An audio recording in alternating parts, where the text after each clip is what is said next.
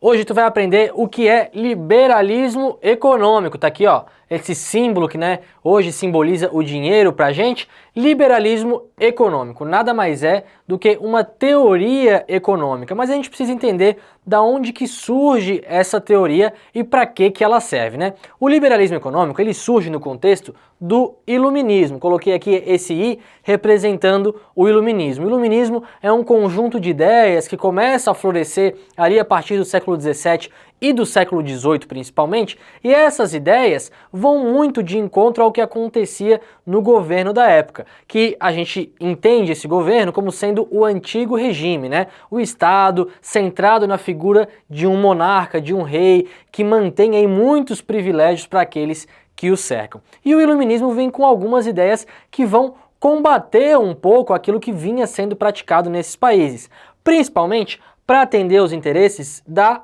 burguesia. Olha aqui o B representando a burguesia.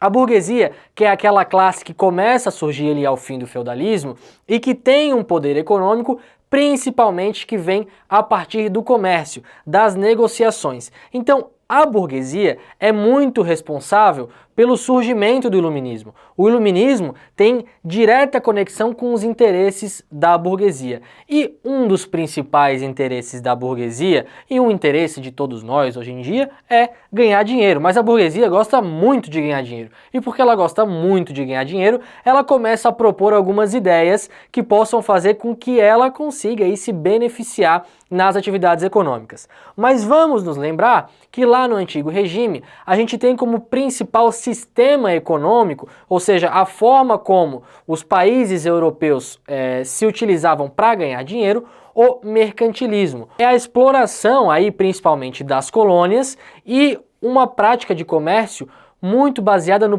protecionismo. E eu protejo muito os negócios do meu interesse, que no caso são os interesses do Estado. O Estado aqui sendo representado pelo antigo regime.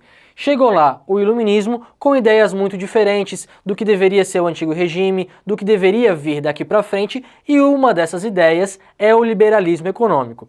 O liberalismo econômico começou a surgir realmente nessas ideias do iluminismo, né?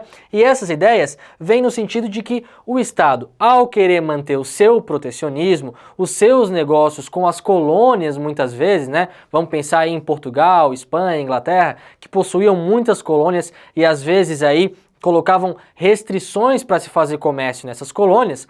O liberalismo econômico diz o seguinte: nós temos que ter um Estado mínimo. E o liberalismo diz isso a partir dos seus pensadores. Então, falar em Estado mínimo aqui é em diminuir as regalias daqueles que faziam parte do Estado. Então, aos poucos, a burguesia quer defender os seus interesses, possibilitando um maior lucro ao diminuir a influência do Estado na economia. O Estado regulava, de maneira muito firme a economia, como que ela era feita, colocava taxas aí para negociações comerciais, e a gente tem como a principal ideia do liberalismo, o nome próprio já diz, a liberdade, ou seja, vamos colocar um pouco menos de restrição para se fazer negócios.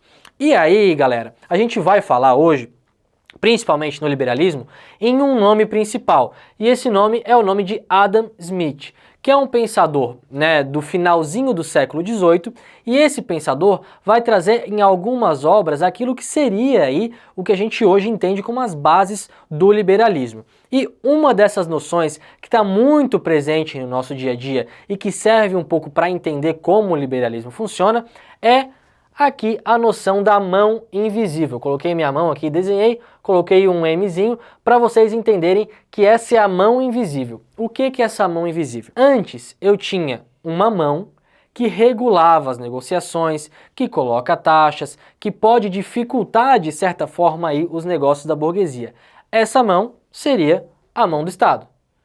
A burguesia, com o liberalismo econômico, ela vai se valer da ideia de que a mão invisível vai regular a vida social e econômica de uma sociedade. Se antes o Estado cobrava muitos impostos e fazia aquilo para colocar esses impostos de volta para a população, O liberalismo econômico entende que o mercado, deixando aí os seus agentes trabalharem, os compradores, os consumidores, os empreendedores, a mão invisível do mercado vai regulá-lo e esse mercado vai devolver para a sociedade de maneira natural. Essa mão invisível funciona sem a necessidade de uma intervenção muito grande do Estado.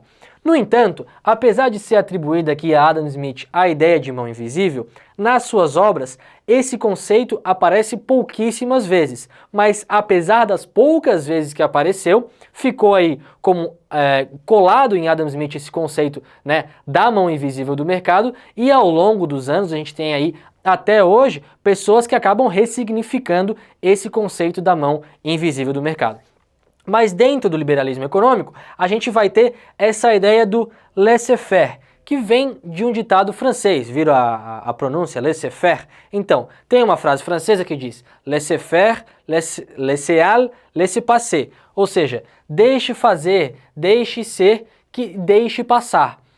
O que isso tem a ver com o liberalismo? Eu preciso de liberdade, me deixe fazer comércio, me deixe fazer minhas negociações e deixe passar o tempo que a mão invisível do mercado vai regular tudo, e é isso aí que vai fazer sentido para o crescimento econômico, segundo o que seria uma tese geral do liberalismo, né? Mas o liberalismo econômico, ele vai ter diversas vertentes ao longo do tempo. No entanto, é importante lembrar isso aqui.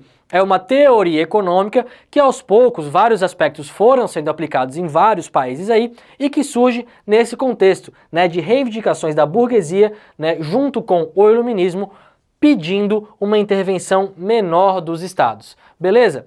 Esse aí é o liberalismo econômico. Até a próxima.